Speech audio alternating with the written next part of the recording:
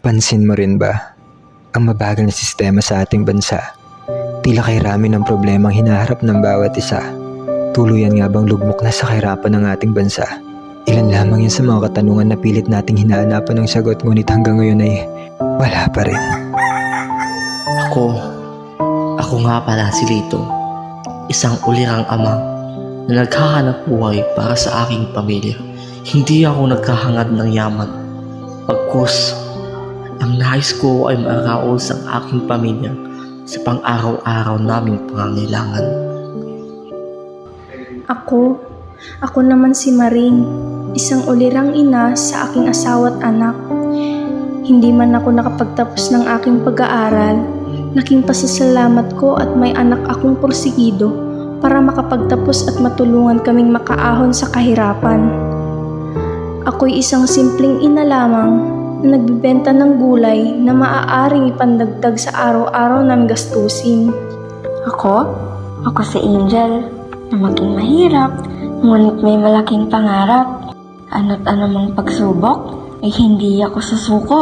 Sa hamon ng buhay, ako'y kakasa dahil alam kong kaya ko. Aray!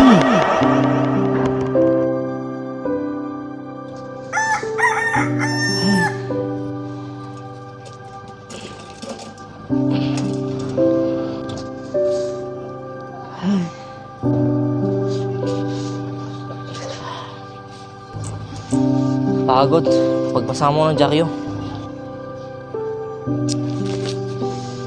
Ang dami talagang problema sa Pilipinas, hindi man ang masolusyonan. Tulad na lang itong pagtaas ng presyo ng bigas, pati ng sibuyas. Kailan pa ba masusolusyonan ito? Oh, mahal! Andito na ako. Oh, ba't parang kinakausap mo sarili mo riyan? Kasi ito ay mali. Ang dami problema sa Pilipinas, hindi man ang masolusyonan. Hay nako, wag mo isipin yan, mahal. Ang isipin mo, yung anak natin. Alam ko, magiging solusyon siya sa mga problema natin. Makakaasenso din tayo, mahal. Okay? Ako naman si Mark. Matalik na kababatang kaibigan ni Angel. Matagal-tagal na rin nung huling magkasama kami. Ngunit sa hindi inaasahang pagkakataon, na mukhang tinadhana ni Bathala na muli kami magkita. Tila ba huminto ang mundo at nakaramdam ako ng saya.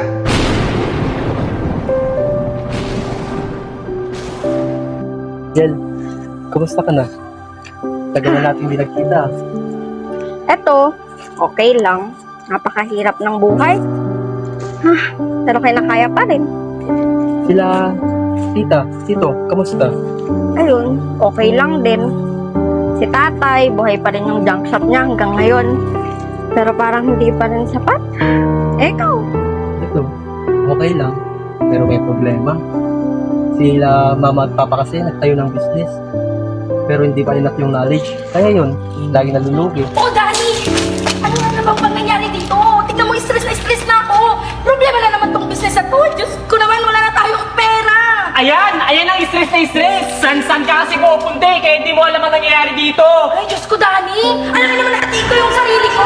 By the way, anong course mo? Ikaw? Bachelor of Science in Statistics? Ikaw din? Akala ko magiging madali. Pero labis mong nasaktan sa mga nangyari.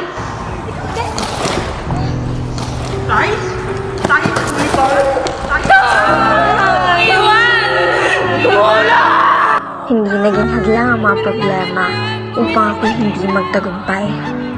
Nadapa man ako noon at nakaranas ng mga pagsubok na siyang maaaring sumira sa pangarap namin nila nanay at tatay. Pero hindi yun naging hadlang upang di ko maabot ang mga pangarap na tinatamasa ko. And this statistics degree will helps me to open more doors and access unique opportunities.